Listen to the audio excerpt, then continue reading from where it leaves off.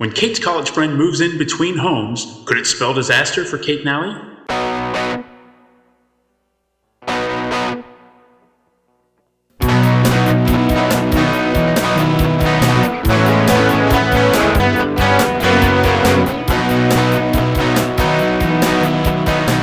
Battle of the Network shows.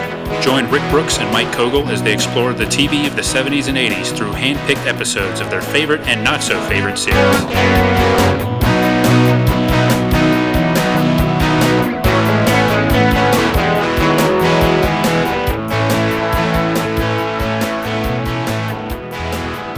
Welcome to Battle of the Network shows. I'm Mike. And I'm Rick. Hello, everyone. And this week we're going to be talking about a show that I feel like it's come up on other episodes recently, just here and there. Yeah.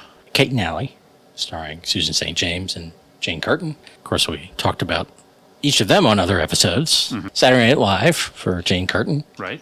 And Macmillan and Wife for Susan St. James. Mm-hmm. And this was their sitcom that lasted a good deal of the 80s. It really did, yeah. 6 seasons. Yeah. It's kind of a surprise and not a surprise, I guess. If you told me 4 seasons, I would think, oh, sure, 5. I'd be like, oh, okay. Yeah. 6, that seems a little much. It does. But it was a stalwart of CBS Mondays. Mm-hmm. I remember watching it. I still don't know why I watched it. It's not family friendly, but it's really not a show for kids or boys necessarily. Yeah, Lori and I were talking about that, and some of my research for the show, I found a lot of people, it seemed like, watch it because their mom watched it or their parents watched it. Yeah, I don't think that. I think it was on before something, or I mean, did it cross over with MASH at all? Maybe the last couple. Yeah, I think. I mean, and one thing that I thought of is like, it was usually up against Monday Night Football. Yeah. Like half the year at least. And then probably a movie on NBC for a lot of the time. Right. So if you look at it that way, there aren't necessarily a lot of options if you're like a younger person who's not into football. So, it might just have been a default option. Yeah, I sort of almost remember watching it, waiting for Monday Night Football to come on. Yeah. And I guess if it was against it. I think for a while, it was both, it looks like. It was 9 o'clock for a while. At this time, that the episode we're going to do, it was 9 o'clock. Okay. But I would have guessed it as more like an 8:30 or kind of show. It doesn't even have the profile of a show that would like lead off a night. It seems like a solid like in between kind of show, Yeah. I watched it enough so that when I started watching SNL reruns, wherever that MTV or wherever those were, like, hey, it's the lady, it's Allie. Yeah. Not the other way around, which for a lot of people would have been. And, and her persona is very similar to a lot of what she was on Saturday Night Live on the show. Kind of more the straight-laced, waspy kind of. And yet, and we can get into this more, I feel like she's the broader character. Like, she's more likely to kind of go a little nuts. Yeah, I think you're right. And I wonder if it's because they just think she's more of a comic actress than Susan St. James. Yeah. And I've watched far from all the episodes of Kate and Allie, but from what I've seen too, it just seems like Allie has more to do more often. Yes. I mean, I watched, I don't know if it's just a random choice, but I did watch, I don't know, between 20 and 30 episodes, which is a lot. Yeah. And it was a compressed, a couple weeks. And it just seemed like, partly because her character is starting over, so they're both divorced and have kids, and she moves in with Kate and her daughter. And that's the basic premise. But she's newly divorced, where Kate apparently has been divorced for, 8 or so years when the show starts. Mm-hmm. At one point, a couple years in, they mentioned like it's been 10 years or something. So she's like an old hand at it, and kind of teaching Allie how to be her own woman. Right. And is naturally, I think, her own person anyway. I mean, she's a free spirit or whatever. More independent and used to being on her own and more spontaneous. Right. And Allie was the Connecticut housewife, and kind of, I guess, in the late 60s when they were in college, I mean, she had the choice of staying in college or getting married, and she got married. Mm-hmm. So they took different paths and ended up in the same place, basically. But it does seem like she's the one who's kind of got a little bit of an arc for the show. Yeah, I think that's a good point. She has more room to go. Yeah. Her character has more ahead of her. Yeah, I think that's fair to say. It's funny, though, because I think when we talked about Macmillan and Wife, Susan St. James was bringing like a different kind of like energy.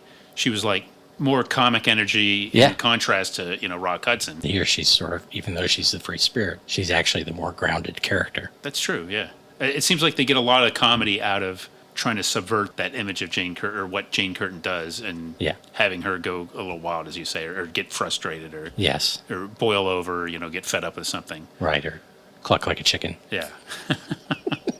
Yes, that did happen. or get hopped up on painkillers, roam a hospital for half an hour. I didn't see that one. And I think, I don't know, Jane Curtin has a certain, I don't know, I'll say Laurie was totally annoyed by the character. Does not appeal to Laurie at all. And I can kind of see, I don't know, there's certain, I don't know, she's very good at what she does, but there's times that, I don't know, I don't think the character comes off that well, and the performance doesn't always work for me. Now, in this episode we're going to talk about, I wrote, there were a couple of moments that I thought were like really highlights for her. I think this is a good showcase for her. I do too. I think the more episodes I watched, the more I was like, it's a little more grating than I remember. Yeah. Because I like her on SNL. Yeah. And although, I didn't like her on episodes of Third Rock I saw, but then I didn't like that show in general. So yeah. I mean, everybody's so big on that show. Right. But her character, I remember being kind of sour, and which she does a lot on this too. Which, right. In small doses is funny, but sometimes it's like, she really need to be snide about that. There's kind of a few things that she has where, like, she'll do like a big exaggerated grin sometimes, like a sarcastic grin that she does a lot. And I don't know, just you see a lot of it pop up. Again, it might part of this might be us watching these episodes in relatively compressed time. It just might not be, the kind of show that lends itself as well to that. And kind of along those lines, it's just not a spectacular comedy. As I've said before in the podcast, the world needs B-level sitcoms, and this, I think, is a good definition of that. Okay, I was, as I watched it, trying to place it in sort of like a category, and while being about kind of an adult premise, and most of the time, especially early on, being kind of grounded, it's not like MTM level. It's not funny enough to be an MTM comedy, but it's also in general not like over the top with the social stuff to be a Norman Lear sitcom. But because it's kind of grounded and the kids are more or less normal kids instead of sitcom kids, it's not like Growing Pains. The only thing I find close, maybe Family Ties, or the kind of original idea of Family Ties before Michael J. Fox, they realized they had lightning in a bottle with him. Yeah, and that show got a little broader as it went on, Yes, especially the dad. Yeah. and Nick. But if you think about it, other than Alex, the other kids got a couple episodes focused on them, and that's very similar here. Like each kid maybe gets an episode a season, it's a kid focused one episode, but they're kind of they're part of the story, but it's not their show. Yeah, it's totally about the two leads, and probably to the show's credit that they kept it that way, I think, rather than like broadening out and turning it more into like a TGI Friday or like even the episodes I think where they focus on the kids. Like there's an episode I watched where Allie's daughter was thinking about going all the way. Oh, I didn't watch that one. And it was more about Allie's reaction to it. Yeah. I mean, there was some of the other stuff, but that's really kind of the and maybe it's kind of a subtle distinction, but when they do those kind of episodes, they're still going more towards the adults. And even though, the ones I watched that were focused on the kids were not. They were believable. Like both girls want the same role in the school play. Or, there's a later season one where when Jenny's in college, she joins a band. But it doesn't seem like the goal is to, like on other shows, they would get a record contract. Right. They just want to gig at a bar. Yeah. That's all. And she wants to date the manager. Yeah. And because Allison Smith, who plays Jenny, she was in Annie on Broadway before they do find excuses to get her to sing, but that's fine. They don't have like Allie drop out of whatever of her business and take her on the road. No. The only one where she's a stage mom is getting her on a cable access program. Yeah. That's enough of that. Right. So it's not ridiculous, and I didn't watch any Chip episodes, so I don't know if I really watched. So Kate's daughter, and she leaves in season 5? Yeah, pretty early. Yeah. Well, well before the end of the show. Let's put it that way. Yeah. And maybe that's part of it too. Why they didn't go, because the kids aged, and they were old enough that at a certain point it's like, well, it's too late. We can't really go this unless we turn it into them being at college or whatever. Right. Which would really be a totally different show. Now, Lori stumbled upon something that is like a weekly reader publication that came out like in '85 or pretty. But anyways, it was something like the book's title was something like The Cosby Kids or The Cosby Show, Kate and Allie and Punky, or Cosby, Punky, and Kate and Allie, or something like that. Yeah, but it was a book about these three shows, and I'm sure they were focusing on the Cosby Kids, right. But on the kids in Kate and Allie. But that's kind of an interesting thing because it shows that, like, in some quarters at least, there was the perception of the show as a quote unquote kid show, even though you and I watch it, and it absolutely no way is it a kid show, but it has kids on it. Yeah. So I guess somebody was trying to make something of that. Right. Yeah. Or some publicist was trying. Yeah. Get those kids some play, and it worked. And I don't know. I'm assuming the book has like profiles of the actors and stuff for each show, but really there's not a whole lot you can say about the characters on Kate and Allie. You certainly maybe you could fill up 20 pages of book. I don't know, but I think you'd have to really talk about the actors. Yeah, that's just not the emphasis. Couldn't do 20 pages on. Chip has a lot of cool stuff. Yeah. Including in this episode. Yeah, a really cool T-shirt. Yes. And some GoBots. Yes. So we'll come back to that. But I did watch one Chip episode called Rear Window where he thinks he sees a murder across the street. Okay. I saw that premise and I love that movie, so I was intrigued by that. I still might watch that. He's been playing pranks and stuff and kind of crying wolf, and so no one believes. And of course, he isn't seeing murder, it turns out. But you see his bedroom, and he's got like that classic kind of like Hulk art you would see on everything, like Herb Trimpe. Yeah. And I think like a Batman, same thing, some kind of poster or something. And it looked like a poster of a page from a Spider-Man comic. I wonder if that was some educational thing or just nice. I don't know, but And I saw an episode where he had a shirt that just like it was just some kind of generic wrestling shirt. I think it just said like wrestling, like it had like some cartoony drawing and like a big block letter wrestling. I'm like, Chip was in a lot of the stuff I was in back in the 80s. I also wonder, he's sitting on the couch reading a Marvel New Universe comic. Wow. Night Mask. Like, cool. Okay. Chip had pretty broad taste. Yeah. I live in a grounded world. I want to read a grounded, a new take on the grounded Marvel Universe idea. Yes. Well, just like Kate and Allie is a new take on the blended family idea. Yeah, I mean that. If there's a theme, it seems like that's the theme. And they kind of every now and then will just state it that your family is whatever you. If you're a group of people and you love each other and you're taking care of each other, that's a family, and it's not defined by sort of the nuclear family idea. And I think especially, in the first couple seasons, like I did, the first season is like a short season. It was a mid-season program, but understandably, that's something they were emphasizing is like some of the things that come up when you're trying to combine two families into one household. Right. And I think I enjoyed that a little bit more. And I'm not. I'm not a huge fan necessarily of kids and sitcoms or whatever, but I kind of thought those aspects were a little bit more interesting than some of the stuff in like later seasons where it's more like Kate and Allie's careers, but also like they start leaning on like gimmicks and things like that. And fantasy some episodes. And, So I never really, I don't think I ever really watched it. I mean, I remember the show, but I couldn't have told you like specific episodes. I must have seen it a little bit here and there, but. Yeah, I don't know if I could have told you episodes, but I knew the actors and I knew the characters. And I think I've told you, maybe I said it on here, years later, Allison Smith was on The West Wing, and I'm like, I know who that is. And then it took a while I guess IMDb was out by then. Yeah. So I figured it out. I'm like, oh, interesting. Okay, I remember her. And maybe, I don't know, maybe I had like a schoolboy crush on her or both of the girls. I don't know. Mm-hmm. Maybe that was why I was watching. Huh? Or maybe I was, hey, that Chip, he's kind of like me. Mm-hmm. That actor, Frederick Kohler, is that his name? Yeah. He was later on Oz. Yeah. And I haven't seen those episodes. I've only seen a couple episodes of Oz. But. He's had like a surprisingly prolific career, I'd say. Yeah. Good for him. Yeah. But I watched Newhart of all those Monday night CBS shows. That might have been one I watched more watching Newhart and then this or something. Than Kate and Allie, I think. Yeah. And certainly more than like Designing Women. I didn't But again, Kate and Allie seems to fall on a spectrum even there, like even on within CBS Monday nights, which Designing Women would be like towards the end of the 80s, I guess.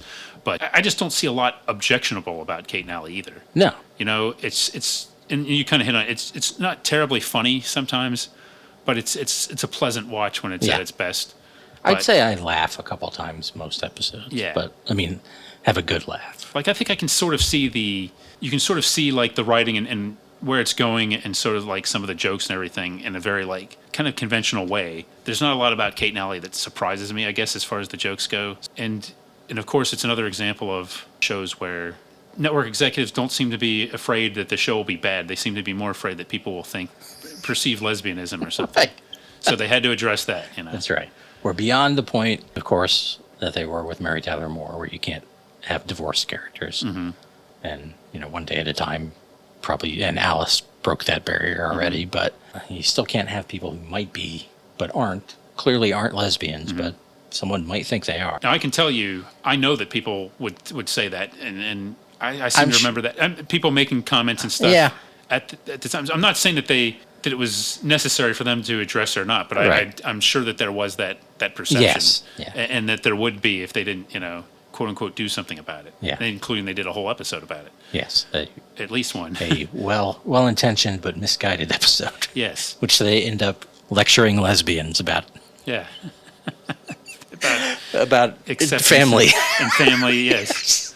And, kind of speaking of that, I always assumed that they were living in a house. I didn't realize that they were running an apartment together. I think until now. A portion of a brownstone or something. But they've got like it's got an upstairs. They've only got one bathroom apparently, according to to this episode. And they have access to the basement. I don't know. It's their. I mean, the first floor is almost. It's not quite it's like a street level, I guess, what you call it, or slightly below street level. Yeah. But then there's a basement with a laundry room. Right.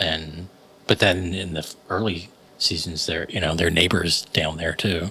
Right. Sometimes. So it's a Greenwich Village brownstone. Yeah. And they apparently share. Yeah, I don't know. So I was surprised. I was too. I didn't. Like, I just always assumed. Yeah, like, you're right, because, like, the main level that we see is relatively small for a house, yet they have multiple bedrooms upstairs. Yeah, they have enough bedrooms. They have 4 bedrooms, right? Yeah. But then the downstairs is just a living room, like an apartment setup where you see the kitchen. It's not. Right. So, I don't know what you call that. It's a little weird, but... And there's a flashback episode. Kate has been in there since before Emma was born. Wow. They're both pregnant. It's in that there's a season where Susan St. James is pregnant, and of course they had to find all the creative ways to hide that. And then they did this flashback episode so she could just be herself. Yeah. And she bumps into Allie somewhere, and they actually don't get along, but they go to the same apartment, which of course is all just beanbag chairs and bean sprouts and stuff, and just beans. It's all beans. Well, yeah, I always assumed that there was some kind of house. So when we started watching for the podcast, I was a little bit surprised, and then okay, it makes sense now. And I had very little knowledge of what happened like the last few seasons in the show. I had a general idea of what happened with Allie getting married, but other than that, I really didn't have much. I think all of my memories would have been from like the first couple seasons of the show, basically. Yeah, I had no idea about the last season, which there's a change in the kind of creative people. The great Bill Persky is no longer directing and producing. Yeah. The legendary Bill Persky. Yeah, there you go. He's still with us. I know. So the last season, Allie's gotten married to Bob Barsky, and retired football player, sportscaster Bob Barsky. And like they're in a nice, high-rise apartment. And then I guess he's got a job in D.C., so he's not home a lot. So Kate moves in because, it's Kate and Allie. It's not Bob and Allie. Right. And Chip's there. And I guess Jenny's living at college. But I only watched the finale. And I was like, I don't like this. I don't like this apartment. Right. I don't like that they have a cordless telephone. It's weird. I don't like Bob. Yeah. I only saw him in a few episodes. I didn't like him. Bob originally was going to be played by Fred Dreyer. I'm making that up. But it seems like he was up for everything. Yeah. So He might have been. Maybe he should have played that. Yeah. And then that was a fantasy, one of their concept episodes too. So apparently they got they expected the show was going to be done after the 5th season. Yeah. Kind of got one of those surprise renewals, and then kind of had to scramble for that. Okay. And there was the ratings had already started going down after the 4th season, I think. Because when it first debuted, it was very popular. I was kind of joking with Lori the other day, hey, maybe Kate and Allie was the sitcom that saved the sitcom, because I think it debuted just before Cosby Show, I think, and finished in the top 10, in a short 12 episode run or whatever. Mm. But 6, only 6. First Okay. Season, yeah. Okay. So, but it was very popular. But at some point, it seems like it ran out of steam. And yeah, I mean, the other thing that I think is funny too, and we can get into it when we talk about the episode, but for what we're describing, at least what I'm describing as a relatively bland sitcom, it also has a certain level of pretension to it. Uh-huh. Yeah. With the openings. Yep. And the song at the end. Uh-huh. It's it's got a pretentious opening, kind of an artsy / pretentious, we'll call it artsy. Right. Artsy opening, artsy end, I would say, with a kind of a bland middle in the sandwich. You know what the openings remind me of were the later seasons of Seinfeld. When they got rid of the stand-up thing. Right. It was the same thing, other than Kate and Allie are walking down actual streets in New York. Yeah. And on Seinfeld, they were pretend streets, but, it's just them, having some conversation about New York or life or just... Yeah. And I like them. those. Yeah, I do too. That's the best part of the show. Yeah. It's distinctive. I mean, it's really And you get to see the city. I mean, it's usually...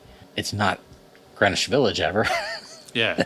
It's always Central Park or something, but I assume that's because it was outside the studio. Yeah. It's little slices of life that, for a while, professionally, you and I have both had experience working on the show Mad About You.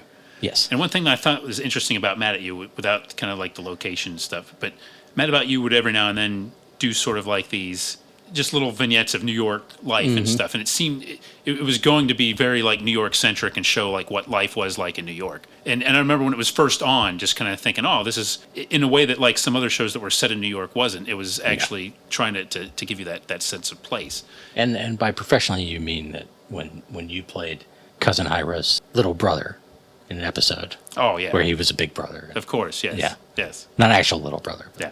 Big brother's little brother. And of course, I played, Richard Kind's cousin. It was a great experience for both of us. We still get residual checks from that. That's how we're funding the podcast. That's right. There's a reason we don't have ads in the Battle of the Network That's shows. Right. It's that gig long ago. And then we'd done it. That's enough. Yeah. I mean, those checks, you were like, I don't need that. Well, I felt I said everything I could say with the medium. Yeah. And that stint. Right, yeah. His cousin Iris. What was that again? Little brother. Yes, his little brother, exactly. Yes. Quote unquote little brother. Yes. Yeah.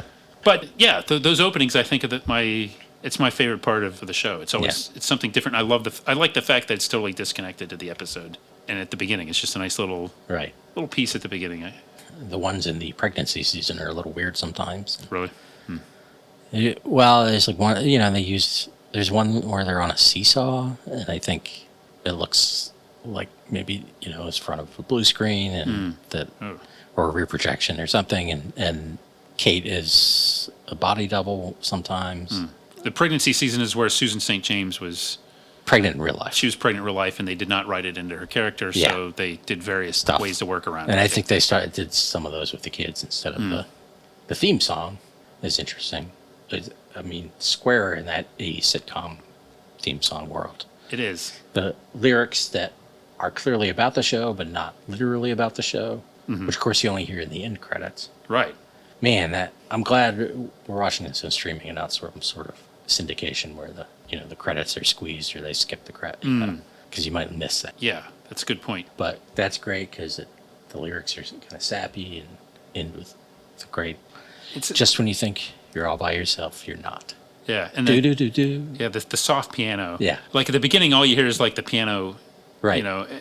And then after their little bit, they'll come in, they'll have the opening credits, and they'll have a little sax going in, and just a little. And I love that because it's the piano, and it's almost always the same shot of the brownstone, and but the sax is kind of smooth, but then there's a second sax line that's sort of, it's like a honk. It's aggressive, Yeah. Like, whoa.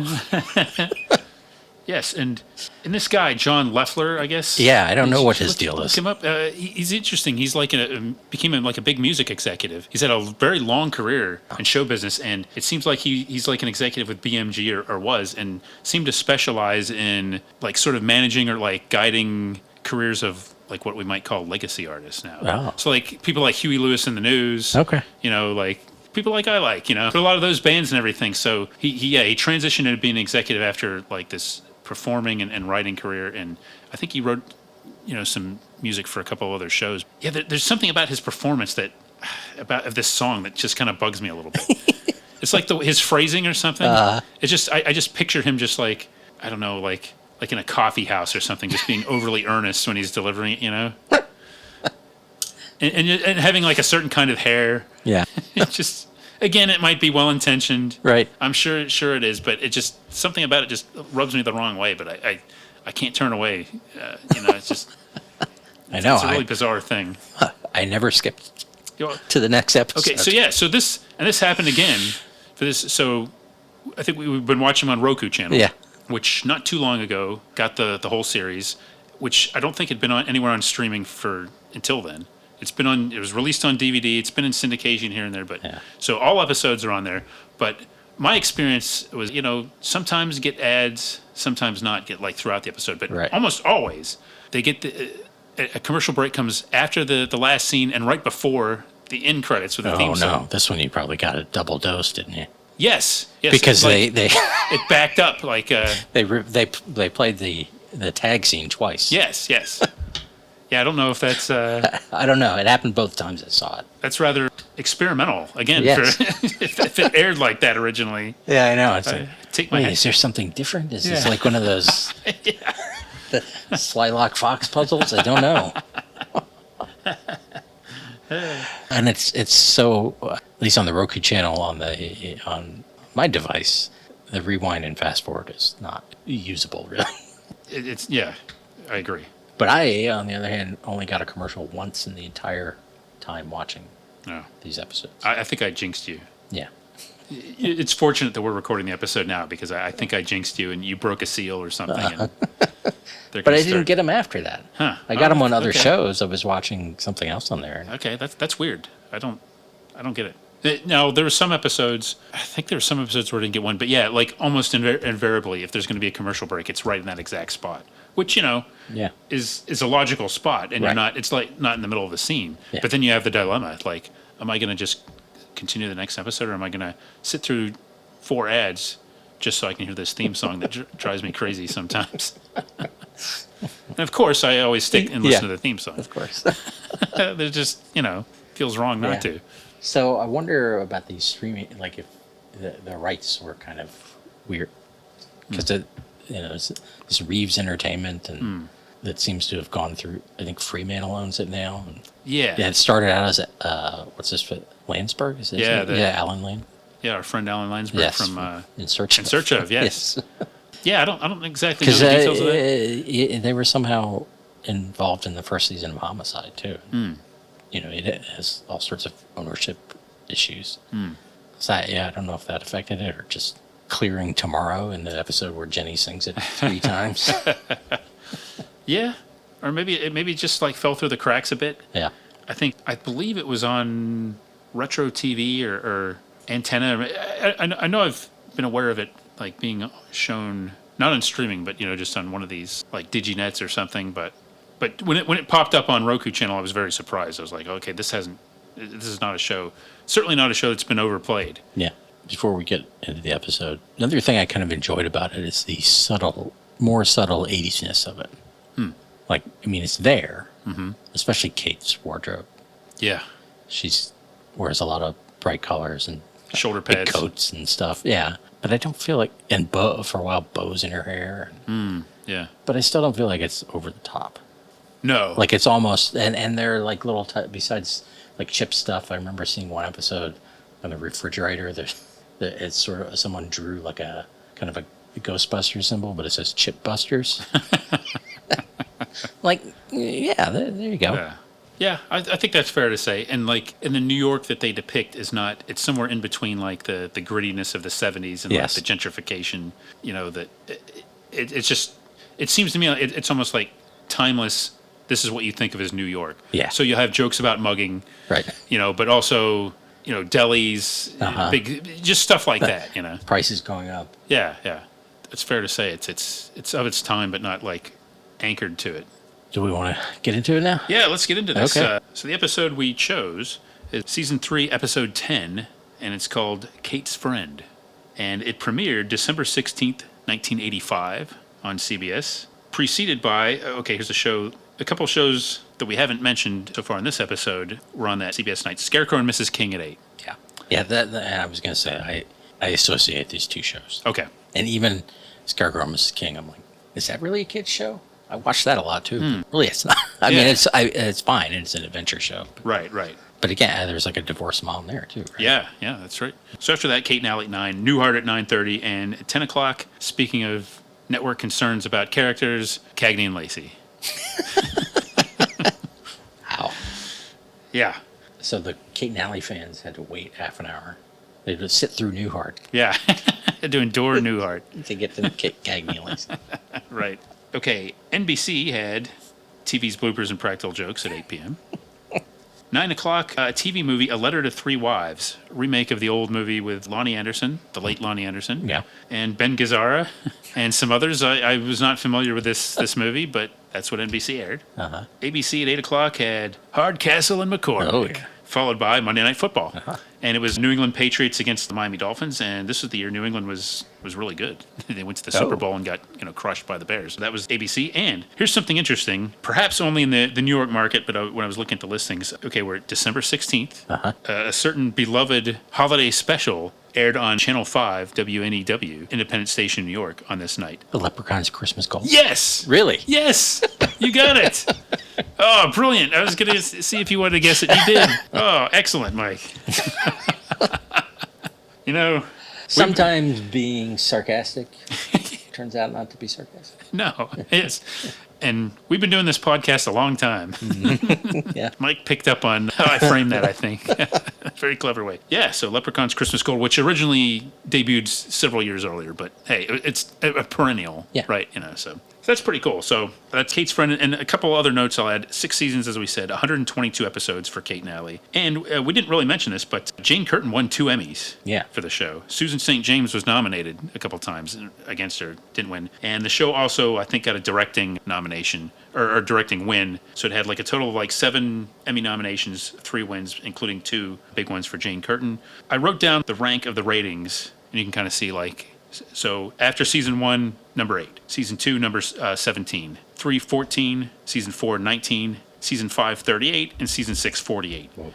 So consistent there in the middle, and then I mean, it wasn't a huge precipitous drop, but still you could see the decline. But still, that's pretty consistent, I think, for what it feels right, is what I'm trying to say. And created by Sherry Coben. Oh yeah. She didn't seem to have done much more than this, and even her involvement in the show seems to end after the 2nd season. Yeah, isn't that interesting? Yeah. You hear more about like Bill Persky, right, or like Bob Randall, one of the big writers and everything, but not a whole lot about her when she created it. But right, and she died young. But not a lot of writing credits, and not. So maybe she didn't like the direction it was going. Yeah, I don't know. What, you want to make it funny? Yeah. No, I don't know. That's not fair. I think she did write this last episode of the 2nd season. Is that the diner? I think she wrote that one. Anyway, and this one guest stars Catherine Grody as Kate's friend Betsy, and she has a lot of credits. One of them being Mrs. Mandy Patinkin. Since 1980. Oh, that's oh wow! I had no idea. Yeah, no idea. I recognized her. I had seen her recently in the John Sayles movie Limbo. And then looked her up. I'm like, oh, wow, okay, that's interesting. And then forgot, or I didn't make the connection. I was looking her up again, and like, oh. I was going to say, she's done a lot of stuff. She had a very familiar face, but I couldn't tell you anything that she had been in. And she's clearly a saint. Married to him that long. Yes. We can count on that. For sure. And there's Frank Hamilton as George the bartender. He just seems like a guest star guy. Yeah, and we'll get to that. He livens up the episode. Yes, he does. He does a good turn in this one. Yeah, and some other people as New York weasels. Yeah. One credit I wanted to include too: technical director Bob Brooks. No relation. Okay. That's, But thank you. yeah. Checking. They filmed the series at various Reeves-owned studios, one of them being the Ed Sullivan Theater, and one of them being the same place they filmed Sesame Street at the time. I had no idea. And there's an episode where they get arrested, and Fran Brill, who was a Muppeteer, plays a woman hopped up on diet pills. Wow. That's the same one with a young Ben Stiller. Okay. Anyway, it opens to the cold open, of course, and they're leaving the Metropolitan Museum of Art, talking about how the price of art appreciates over time, and you could have bought a Rembrandt for a cup of coffee or whatever they say. I forget the analogy. They're standing by this guy who's out on the street painting and talking about, there's some young artist out there, and being very supportive of this idea, and then they see his prices and they're like, who does this guy think he is? Yeah. Right. Which is like $65. Yeah. I guess in 1985 prices, maybe that's a lot. Yeah. And for them, they're on a budget. Right. Really. Maybe for a guy just painting on the street or selling paintings on the street, maybe, Yeah. even if it is outside The Met, yeah. What are they? They're a single income and alimony? Allie's getting alimony, I assume? Or child support or something from Charles or X. Yeah. Say what you will about Charles, but I don't think he ever stiffed her on the child support. No, I don't like Charles. No. He makes Allie. Makes Allie look like Charo. Yeah. I'm not sure what that means, but yes. Yeah. But yeah, I enjoyed this segment. I think was a good example of what we're talking about. And their chemistry too. I think that's what these scenes are really good at. Showing off their. And it's good too. Like not this episode, but it's nice that you're going to have that moment where you'll see them interact. In most of these, even if they don't necessarily have a lot of interaction during the episode itself, if they're focusing on other things, you always get this at the beginning. I think that's a pretty good idea. I think that's clever conceit that the show came up with. So the show proper opens with Allie furiously cleaning up, and the kids come home, and this is where we see Chip is wearing a Marvel Thor t-shirt. Not just any Marvel Thor t-shirt, but the great Walt Simonson Thor, which was a big deal at the time. I certainly marked out for that. Yeah, I was watching. I said, "Hey, cool shirt." Yeah, it was nice. Even like a busy scene, it stood out. Just him standing there. So yeah, nice shirt, Chip. But there were, why is she cleaning up so much? And I think one of them, is Grandma coming, and Allie's like, worse. Kate's college friend Betsy Carter, who's a fashion editor, coming in from Italy because she's starting up a new fashion magazine. I feel like there's already an edge to Allie's opinion of Betsy. Yes. And then she tells the kids to go upstairs and I guess get changed or something. And he's like, Betsy's used to life at the top, and I don't want her to get the bends coming down. And Chip's like, hey, but I got this cool Walt Simonson Thor shirt on. And she's like, I don't care. Right. Change it to the Frank Miller Daredevil shirt. And they make that she's not, she looks pretty shabby too, of course, because she's been cleaning. But she doesn't have time to change because Kate and Betsy arrive, and there's a taxi waiting at the curb is unpacking. So Betsy has a sublet coming up in 4 days. But in the meantime, Kate invites her to stay because they have a cot in the basement that they can stick in her bedroom. Mm-hmm. Allie says it's fine. I don't know if she really thinks it's fine. She and Betsy I think for a few days. I didn't want you to put her on the spot, but clearly she's on the spot. Yes. And Betsy's like, I could stay in a hotel. Well, she could. She's a woman of means. Clearly, she could afford it. Right. And Allie says something about, I'm sure it's not like your palazzo. And Betsy's like, Palazzo's for Italian for no running water. Mm. Allie says, what's Italian for 5 people sharing one bathroom? She says, Mamma Mia. Yeah. That's where we learn they have one bathroom. Yeah, I was stunned at that. That's rough. Yeah. And it's 6 if with a guest. Yes. Yeah, that's trouble. Yeah. And it's Brady Bunch level trouble. Yes. And of course, we talked at length about their bathroom situation. We assume there's an adult bathroom there. Right. Yeah, Alice is the most. I think Alice even has her own bathroom. Yes, I think so.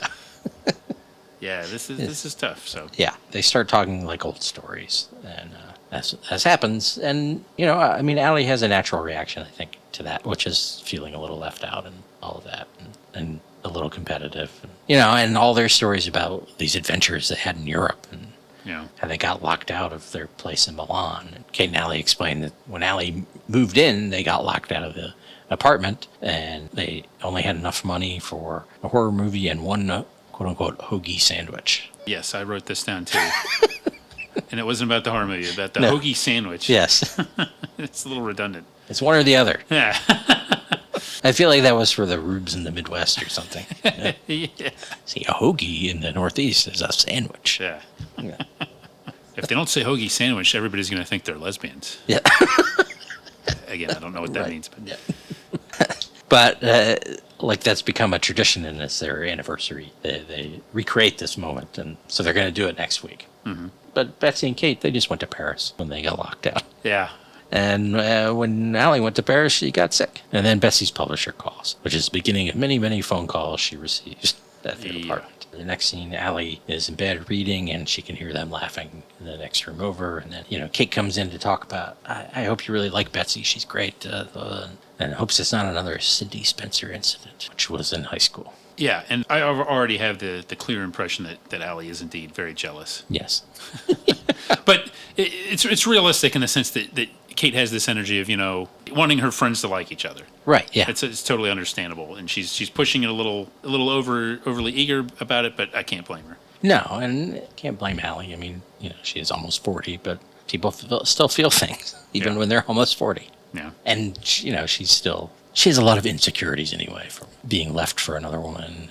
Right. And she's got the natural, there's a couple of things going on. There's like the natural sort of like, this person with a glamorous life coming into her world. Yeah. And also the fact that, she knows, her best friend. And so there are two things wrapped up in this one package that she's got to deal with. Yeah. But the Cindy Spencer incident was a similar incident in high school. Allie wouldn't talk to Kate for a while because she was so jealous of Cindy Spencer. But she promises, she's grown up, that won't happen again. And then Kate leaves, and one of them says, "Remember Denmark?" And they start laughing. And Allie's, "Denmark's not that funny." And the next day, Allie opens the closet downstairs, and it's full of Betsy's stuff. And then she's playing secretary. There are all these phone calls, and she's like, "No, Betsy's not here. Take a message." And Kate comes home, and Allie's been making a rack of lamb for Betsy's first dinner. So she's definitely trying. Mm-hmm. Maybe over trying, but she's trying. And Betsy comes back, but she already has plans to go meet her publisher, and she wants Kate to come along to add another woman to the mix. That part's a little offbeat. It's still not, won't be balanced. There are three men. Yeah. And Kate's like, "Well, I can't. Allie's making this rack of lamb. Leg of lamb, rack of lamb, rack of lamb." But Allie pushes her to go. Yeah. And to her credit, Kate, I think, is sincere as she's not even entertaining the possibility of ditching Allie. And they keep talking about how Allie's, she's great. Yeah. Isn't she great?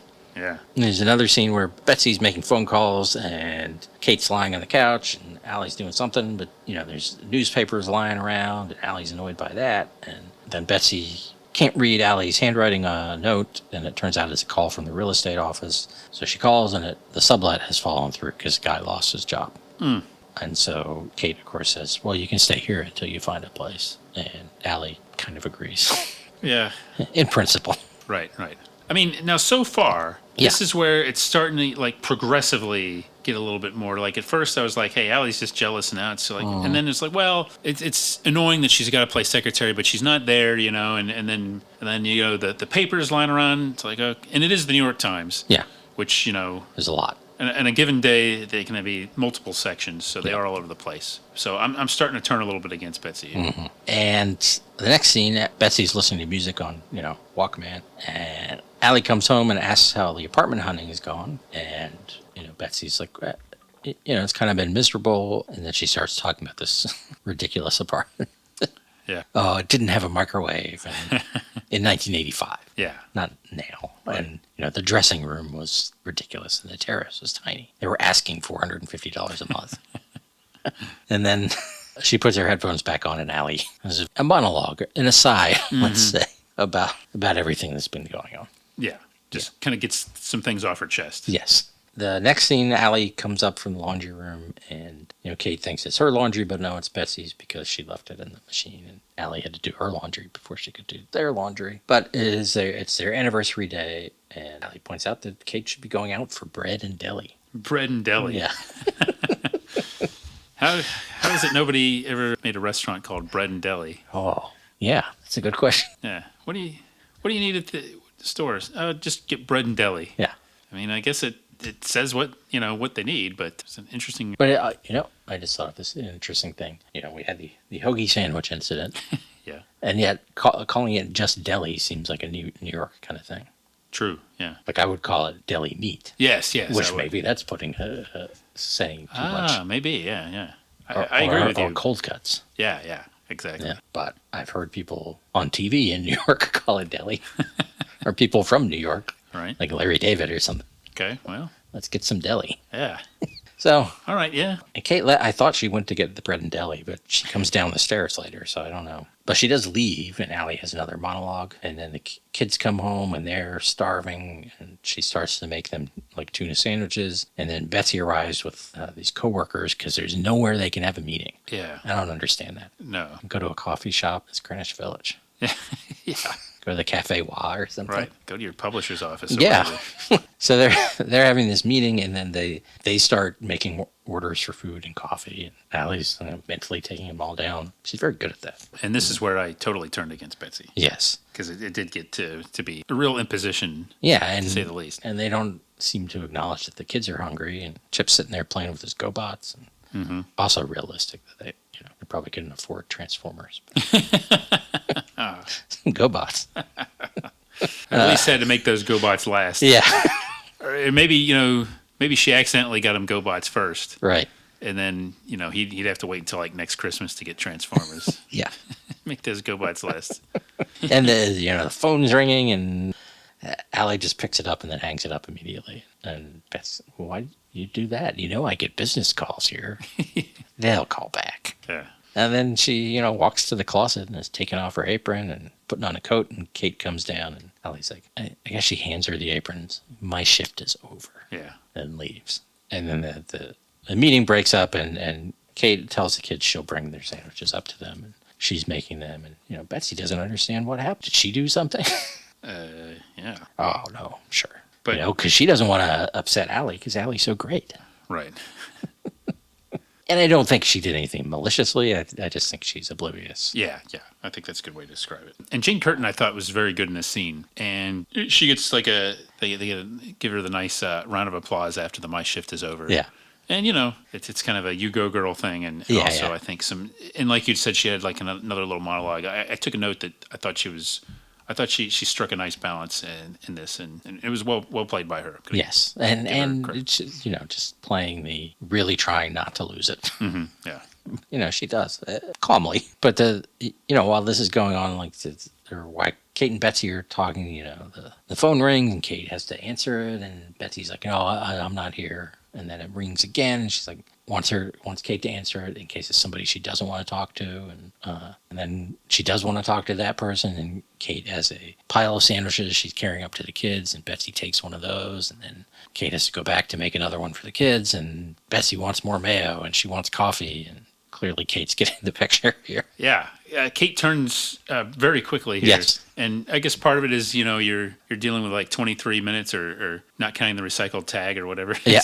But I kind of like that in a sense. Like you don't have like conflict between Kate and Allie really in this episode. Right. They don't do a thing where she doesn't believe it or she's skeptical. She, just listens to her, but she's like, okay. I mean, she doesn't really have time to process it before she's thrown into it, and she sees right away what Allie's been dealing with. Yeah. And it was like right away, she's like, okay, yeah, Allie was totally right on this, and Kate's like, yeah, this is ridiculous. And Allie hadn't really expressed exactly what was going on. I mean, other than my shift is over. Yeah. And she wasn't blaming any, she was just saying, like, I got to get out of here. Yeah, exactly. So she has gone to the bar across the street from the movie theater. Well, she told Kate she would be there. Yeah. And so she's waiting, and she gets hit on by one guy, and then another guy starts talking to her, and she snaps at him, and it turns out he just wanted the peanuts. And then she opens up to George, the bartender, who invites it. He wants it, He's, as he says, the bartender is a drinker's shrink. Yeah. This guy embraces that role. Yes. Great bartender. Yes. And so they have a cut, but she basically tells him her life story, or at least the life story of Kate and Allie from when they met at the orthodontist. Yeah. And they're talking about it, and Allie says, what the issue really is, I don't like her. And he's like, hey, neither do I. And then she goes to the movie, and, I really like this guy. Yeah. As he said, he brought some energy to it, and he just delivers these lines with gusto. And I would want George as bartender. Yeah. You'd unburden yourself to this guy? I mean, I'm not the best at doing that, but I might. He might have some solid advice, or he might just pour me another drink. Yeah. Well, after a few drinks, you might start unburdening That's yourself. right. And I think, by the way, there's a couple, because there's a scene back at their apartment where they're drinking beers, and they have some weird, they look kind of like Amstel Lights or something like this distinctive bottle, but they paste over it. Like I was trying to look to see what the label said. It's not Lowenbrau, I can tell you that. No. But I think it's a fictitious brand. And then I think they show them again in the bar. They have the same bottle there. It's beer. It's on TV. I'll have a beer. Yes. Yes, that's right. Nobody ever asks for a specific kind. And then later, Kate arrives at the bar, and then she asks about a blonde woman and this and that, and George knows who she is, and he gives her some sound advice. Quoting here, apologize to any listeners who might not enjoy this language, to hell with Cindy Spencer. Anyway, Kate explained, no, she was finding Betsy an apartment. She wasn't standing Allie up. And she's like, I'm going to go find Allie. And on her way out, George said, I'm proud of your loyalty. Yeah. It feels good that she gets George's endorsement there. Yes. I've grown to respect him as a judge of character, and it reinforces my like of the character. Yeah.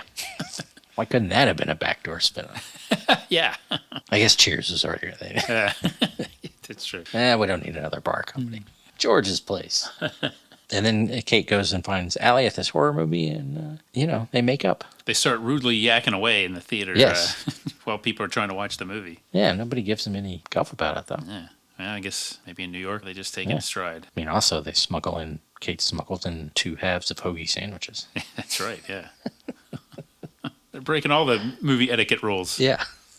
But it's nice, and, I like their friendship. I do, and let me again praise Jane Curtin, because Kate says something, fairly, not real heavy-handed, but just refers to her as her best friend. And Jane Curtin just gives a little smile, to us, not directly towards her, that shows that she's clearly kind of relieved and stuff. Mm-hmm. It was a nice little moment. It was a good way to essentially end the episode. Yes, and then we had the tag twice.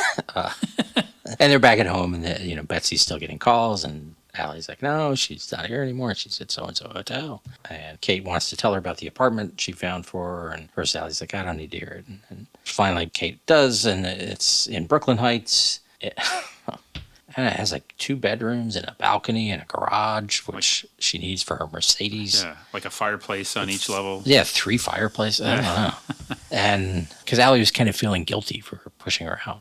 She's like, I don't feel so guilty now. And then the phone rings again, and she gives the person the wrong hotel. Yeah. In retrospect, Betsy should have just stayed in a hotel. Yes. Again, well-intentioned. We'll use that phrase again, but it would have been better off for everybody. The episode would have been much shorter, but true. Yeah, I mean, I guess then it might have been more about the Kate was never home because she was out with Betsy. Or the class and glamour differences and the insecurity about the friendship, as opposed to this conflict, between people from different worlds, but it's a little bit different based in their home. But yeah, it just wasn't. She should have just stayed at a hotel, nice business suite. Yes. Or at least hired an answering service or something. Right. She probably would have been closer to the office. Yeah. She could have had meetings. That's the thing that's kind of weird, is them coming back to Greenwich Village for that meeting. Yeah. Because they couldn't have it anywhere. Right. I mean, I assume the office would be in Midtown. Yeah. But maybe not. Maybe it's an upstart. Yeah. I mean, that's why they don't have a meeting place yet. Yeah. Well, I don't know, but they resolved it. They worked through it. Yep. And we never see Betsy again. I mean, New York's a big city. Yeah. Hopefully, Kate can still meet her for lunch every now and then. I'm sure. And, Allie, they can get along. But, meeting Betsy for lunch is like let's meet at Tavern on the Green or something. That's the only fancy restaurant in New York I know. I'm sure something is way out of budget for Kate and not understanding. Right. And hopefully she would at least pick up the tab or put it on her expense account. Right, yeah. I mean, it's an interesting performance, but the woman never struck me as I don't know, she didn't strike me as this big whirlwind of a person. She seemed just a little bit more dizzy, or something, Yeah. That was one thing that was kind of weird. It was more like she was maybe more playing almost like maybe a socialite or something, or somebody from the 20 years ago, rather than somebody who's got it together enough to start a business or her own magazine or whatever. Right. Yeah. Well, that makes me think too, because I was getting the impression. I mean, Kate and Allie are both from Connecticut, I guess, and I almost had this feeling, maybe Kate was more working class. And she dates a lot of working class guys. Ted the plumber and whatever the cab driver's name is. I only saw him one episode. But then she did all this traveling around Europe in college or something. So I don't know. Maybe she just didn't have a waspy family. Yeah, that's true. Yeah, but I mean, she was young back then. It's a lot easier to get around and right. A little bit different when you you don't have attachments and everything. That's right. And it was the 60s. That's true. So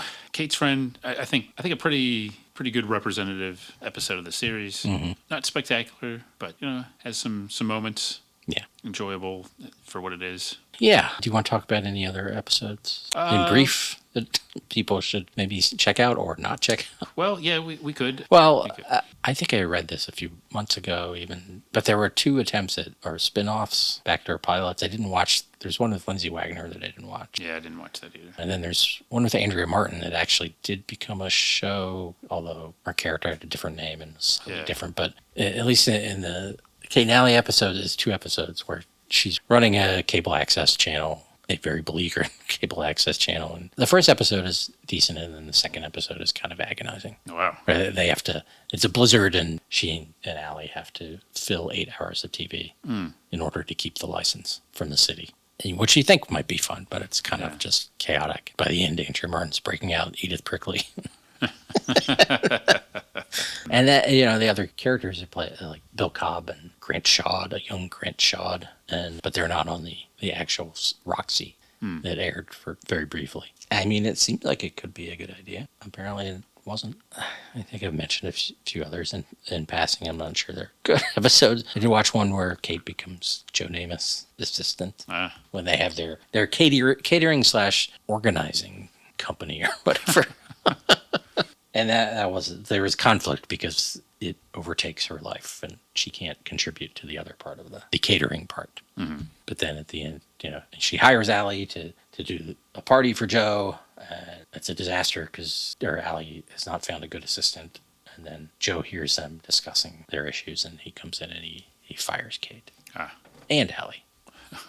I can't, Wow. I can't let you quit. You're fired. That's my Joe Namath. And all of this is because his wife is out of town for weeks, I guess. Joe Namath's wife. Yes. And of course, he's old friends with Bob Barsky. Which did make me, because I was like, this Bob guy doesn't look like a football player. He's actually about the same size as Joe Namath. Okay. So, old school football player, I guess. Right. Yeah. I take it back. I apologize. Okay. All right. Guy who played Bob Barsky. Yeah.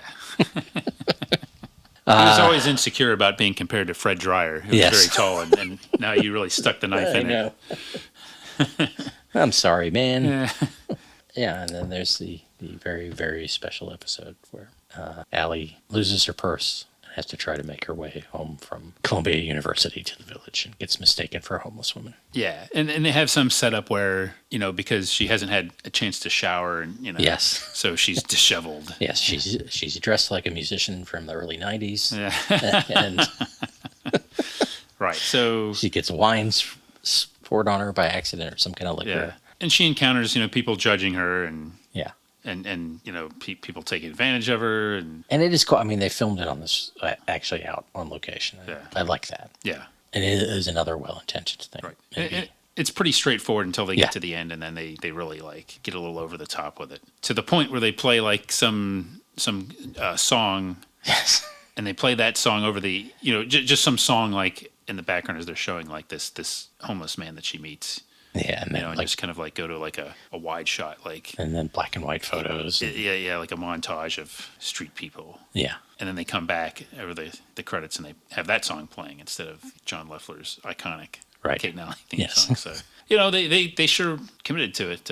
Yeah, and it wasn't really over the top at all until it was a little unrealistic, I thought. But there were a few moments there where you could sort of see the frustration of how in a pre-cell phone era it might be difficult if you find yourself in a situation where you don't have any cash on you, right? And you need to get somewhere. Yeah, but she probably could have just walked. We were saying earlier. Yeah, a long walk. Yeah, but I don't know the exact thing, but probably 100 blocks or something. Yeah. It's one of those things where she keeps trying to make collect calls or calls home, but somebody's on the phone, or she just misses everybody at the house. So, and the one time she has change, she gets a machine. Right.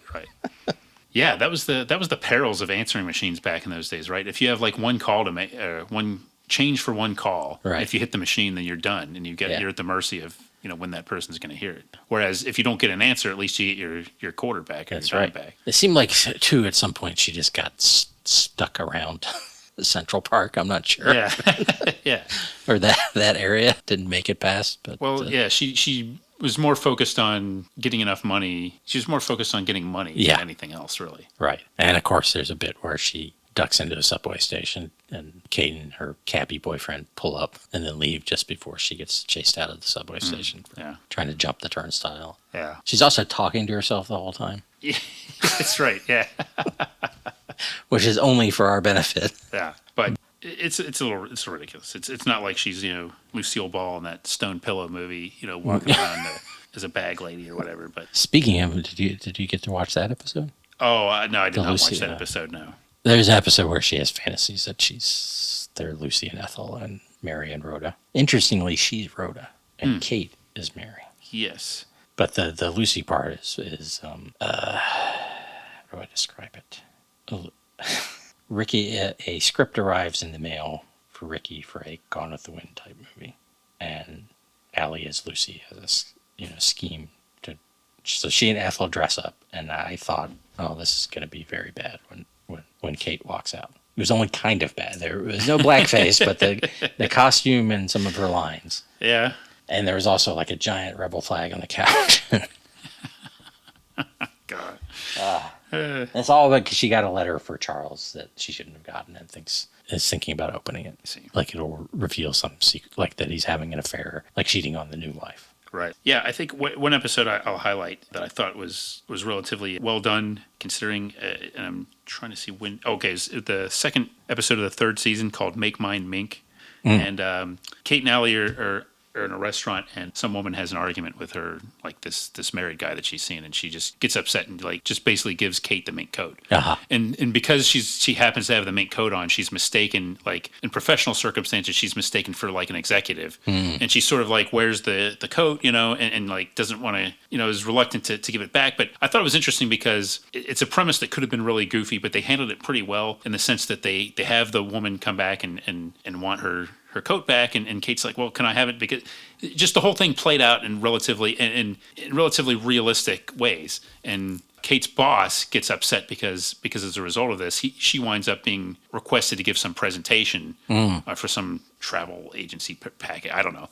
But instead of, like, it could have been like a fireable thing, or he could have been really resentful. Instead, he's like, no, you'll learn, you'll get better and stuff. But right now you're good at this, but I'm better at giving presentations. So it should have been. So I was actually pretty impressed by it with it. It wasn't like the most hilarious thing, but I thought, where this started, it kind of surprised me where it went, and they handled it pretty well. So it was a good example of some grounded writing on the show. So I'll hide that. Make Mine Mink. I remember that title. Yeah. So yeah, I mean that was one, and we mentioned a couple of other episodes. There's a Gift of the Magi episode that I enjoyed just because I like that premise. No matter how many times you've seen it, and it was paced a little. It had a little bit more of a urgency than some others because like the daughters are involved in it too, and they're trying to help things out and inadvertently make things worse by like not hearing everything, and so just kind of the misunderstandings and going back and forth, and some cross cutting with Kate and Allie like returning respective gifts at different pawn shops and everything. So I thought that was pretty well done. Okay. Yeah, I thought the last couple episodes of season 3, so Ted and Kate get engaged, and then she realizes he wants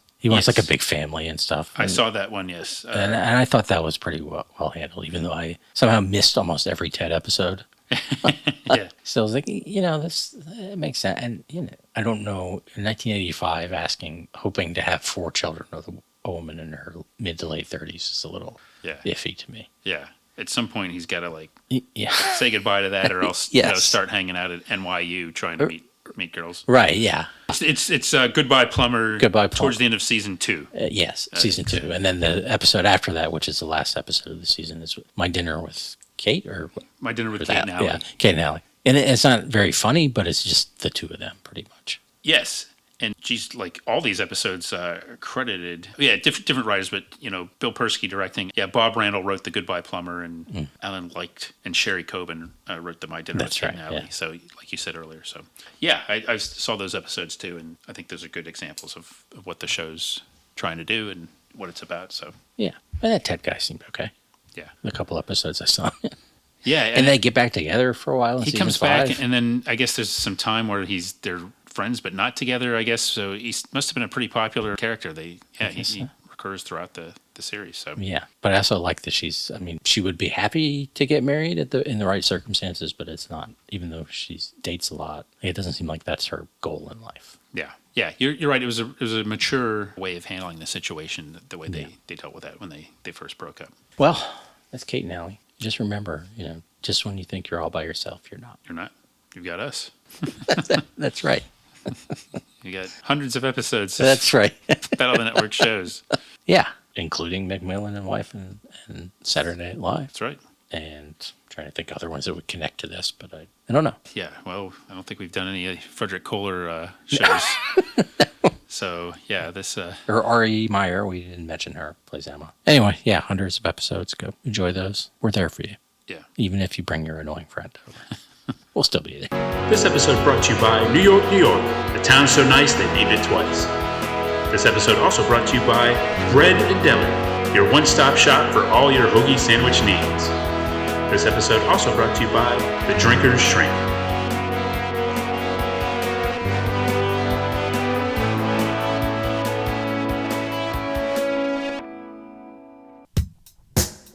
Join us next time for another exciting episode of Battle of the Network shows. Learn more, leave feedback, and suggest future episodes at battleofthenetworkshows.com. Follow us on Twitter at BatNetShows and like our Facebook page, facebook.com/Battle of the Network Shows.